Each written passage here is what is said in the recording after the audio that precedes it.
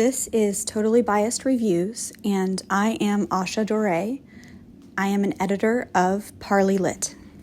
Okay, hi, I'm Elle Nash. I'm the author of Animals Eat Each Other, Gag Reflex, and the short story collection Nudes. And my newest novel, which just came out, is called Deliver Me. And Deliver Me follows a young woman who it's really hard for her to get pregnant, and she works at a chicken factory in the Ozarks. And it follows her life as her very first teenage crush, named Sloan, moves back to town in the apartment above her. And her and Sloan had a very complicated kind of relationship. So when she opens the door and Sloan is standing there, she kind of has to revisit a lot of these painful memories from her past.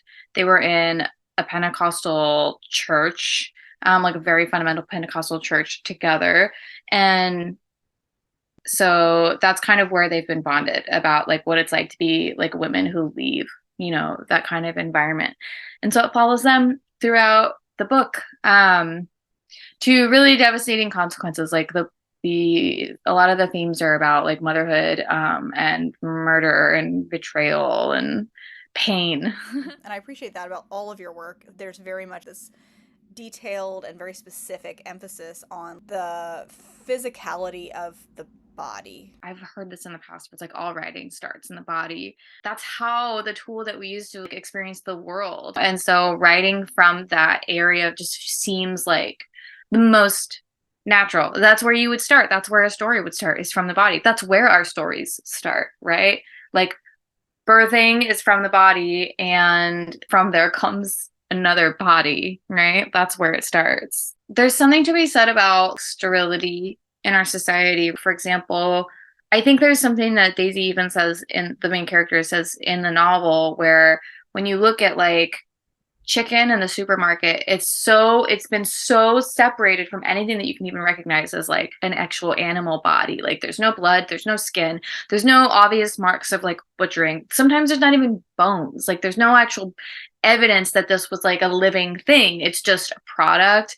If you give birth inside the medical system, like a hospital or something like that, it's a lot of times you're actually really cleanly shielded from the the upfront confrontation of your own body, right?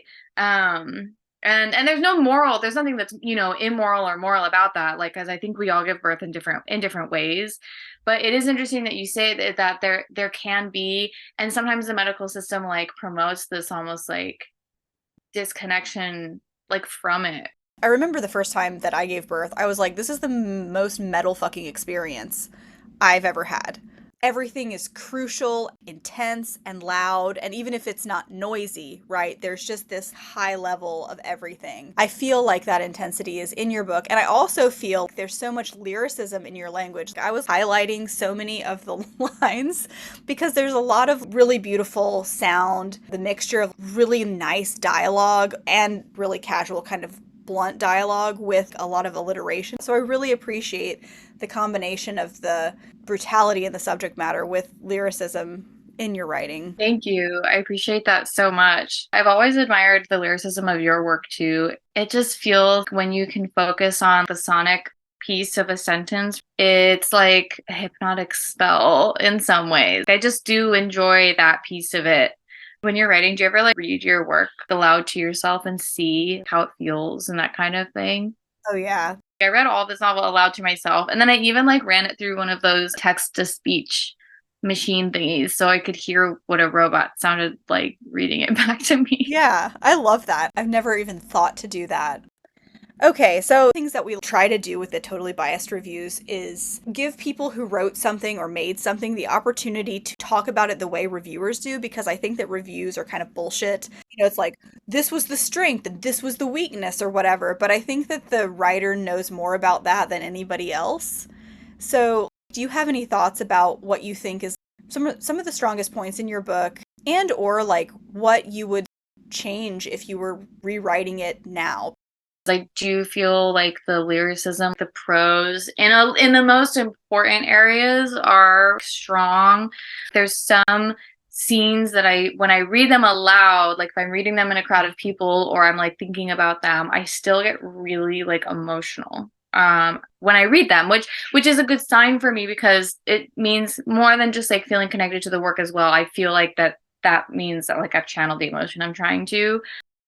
I worried so much about the structure while I was writing it because that was actually the whole reason that I delved into this book in the first place, where I was I was trying to write an eating disorder novel. Like in my mind, I was like, I'm gonna write like the next great eating disorder novel. And then I kept getting to like the middle of the book and then just like getting like stalling like so much. And I was not like an outliner, like I was not a person who like planned it. I just had the idea in my head. Like that's how I did animals.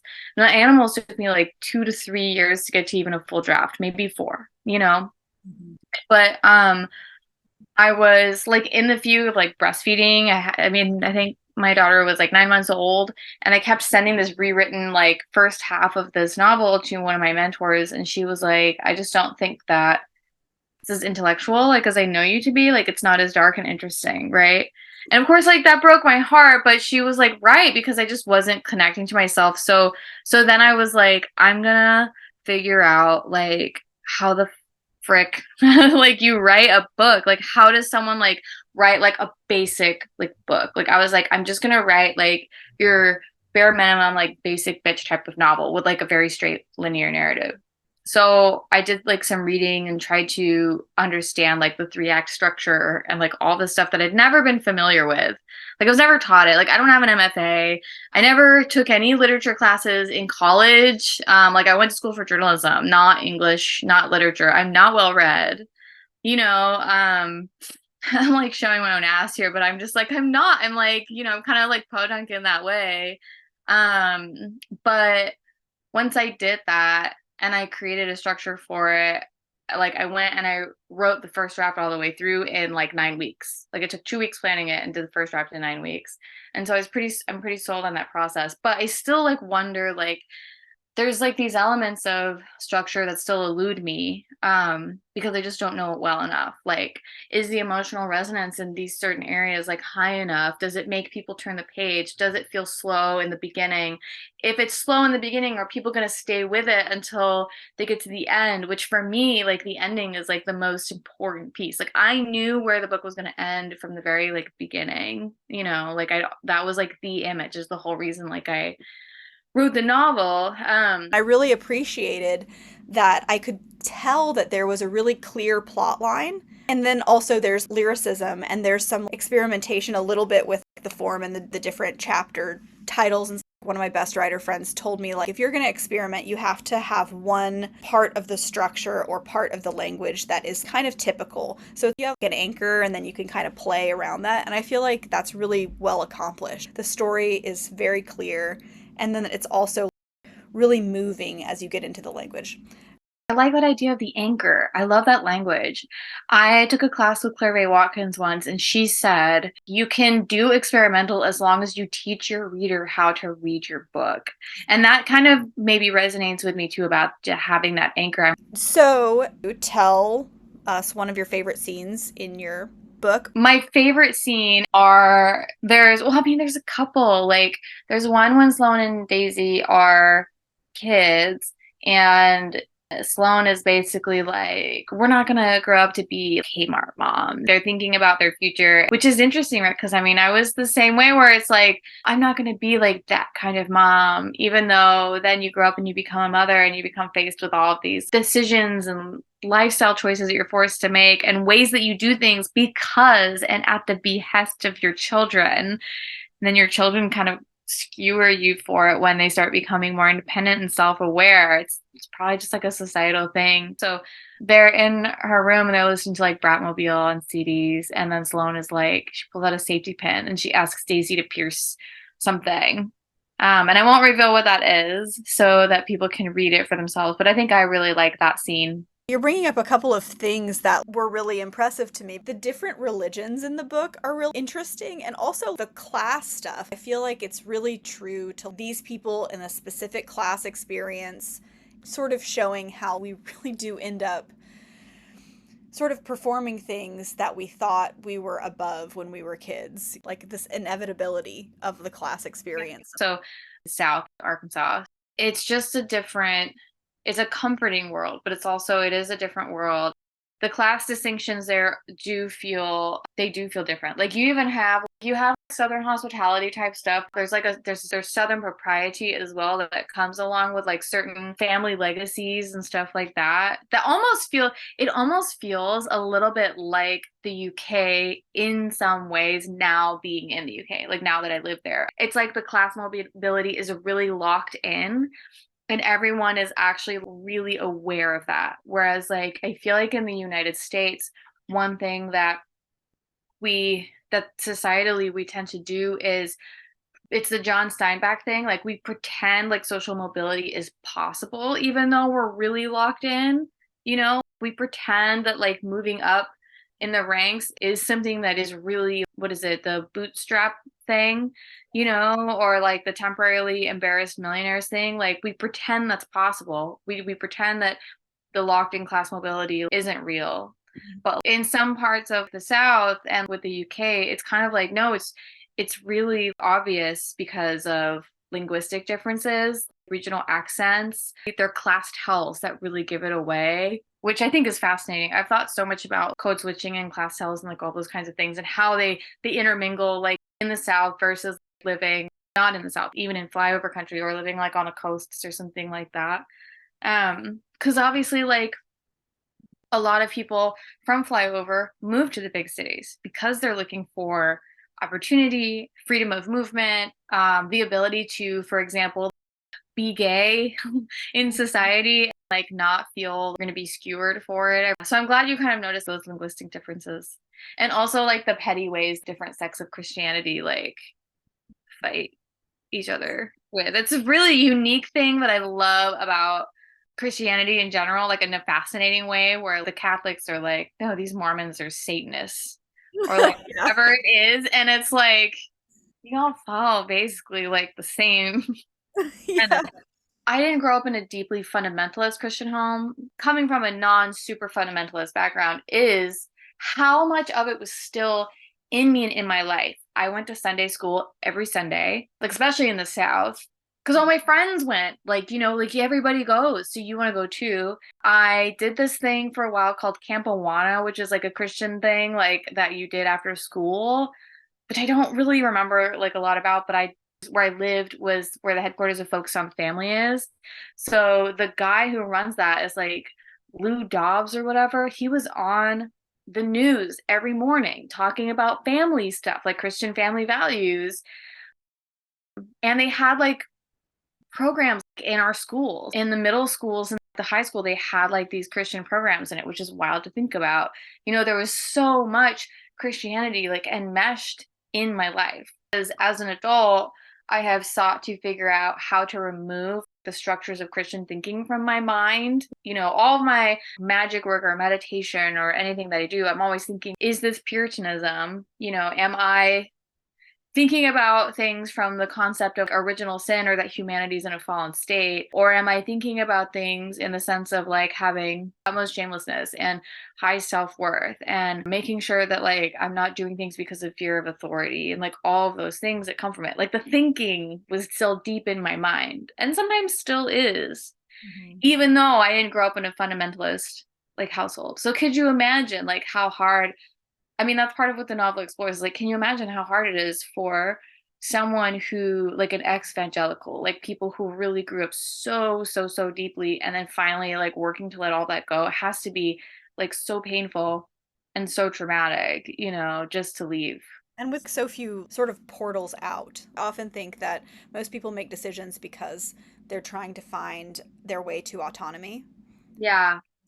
I feel like when you grow up in a household like that, that must be very difficult. And then if you're trying to leave that, it's like, where is the autonomy if you're trying to stay connected with the people who raised you in some Mhm. way and connected to your community in some way, but also leave these things? It's like, it must be the most complicated thing, especially in a place that's kind of small with like a small population and not that many like I don't know, venues where you can just go release your stuff.